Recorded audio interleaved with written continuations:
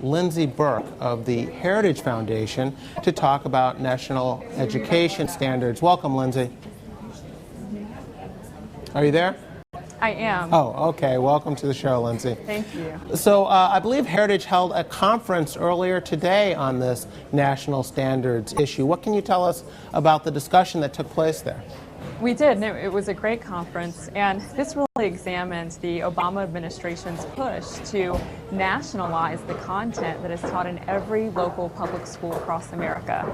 And the administration has been pushing this effort for the past year and a half or so, using significant amounts of federal dollars to incentivize states, federal dollars that were carved out of the so-called stimulus, by the way, to incentivize states to adopt Common Core national standards. And if they are successful, this will be probably the most significant federal education overreach we've ever seen, and would really further remove parents from the educational decision-making process. Now, the Obama administration discusses, says these are voluntary standards. Lindsay, no one's being forced to do anything. States can take it or leave it. Why don't you see it that way? Well, I wish that were the case, but unfortunately what we've seen is the Obama administration use $4.35 billion in Race to the Top money to incentivize states to adopt. And now we see the administration offering what they're calling No Child Left Behind waivers to states. But of course, these waivers come with significant federal strings attached. And one of the major strings is that states adopt national standards in order to have access to these waivers. So this is a big executive overreach, and they have been using both this carrot and stick approach to incentivize states to adopt.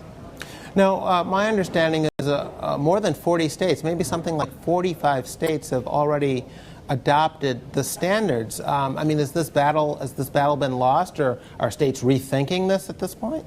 Not at all. And you're right, 45 states have adopted so far, but there are a lot of conservative state leaders that are starting to have some second thoughts about ceding control over their standard-setting authority to distant national organizations and to bureaucrats in Washington.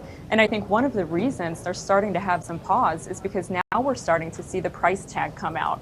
And even though the Obama administration used $4 billion to incentivize states to adopt, we now know that the cost to implement these standards is 4 times that amount. The Pioneer Institute released a report that suggests that it will cost states $16 billion to adopt these standards. And so state taxpayers will be on the hook for that. So I think a lot of state leaders are starting to rethink this, both from a philosophical perspective and from a pragmatic cost perspective as well. I don't think there's any state right now that's in a position to spend billions of dollars in additional money to cede their standard setting to Washington bureaucrats, nor should they.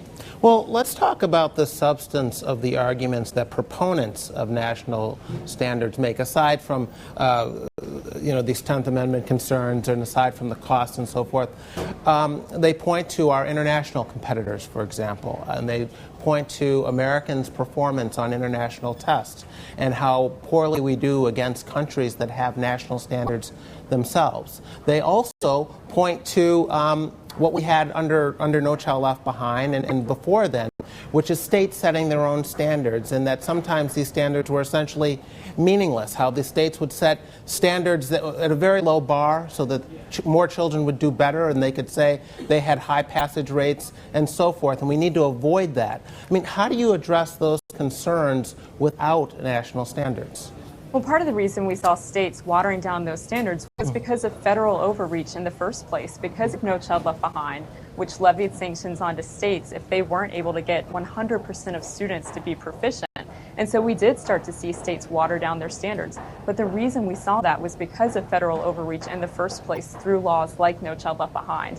On the international competitive piece, sure, there are many countries that outperform us that have national standards, but there are just as many countries that the United States outperforms that don't have national standards, that do have national standards as well. So I think that's a little bit of a misguided argument to make. And the other point I would make on this is there are proponents that say, well, math, for instance, is the same in every state. Right. But I would argue, and Representative Rob Bishop made this case at Heritage recently, that certainly math is the same in every state, but children aren't. And so states need to be able to improve their own state standards, and certainly handing over control of that to Washington is not the answer.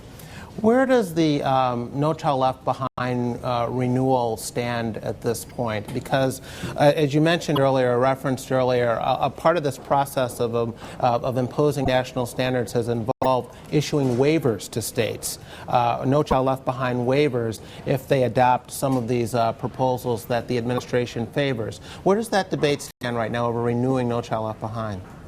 Well, for the past year and a half, Congress has been working through a pretty thoughtful process about what the future of No Child Left Behind should be, and if it should even have a future at all.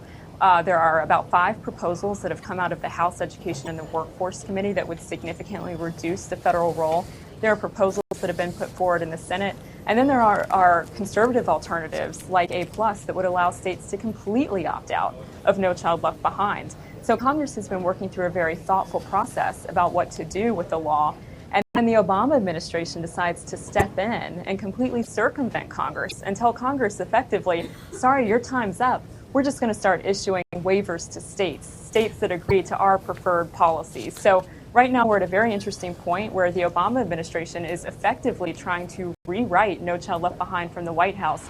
And this is a big overreach, and I think states should reject these waivers. They should reject national standards as well and allow this congressional process to play out as it should.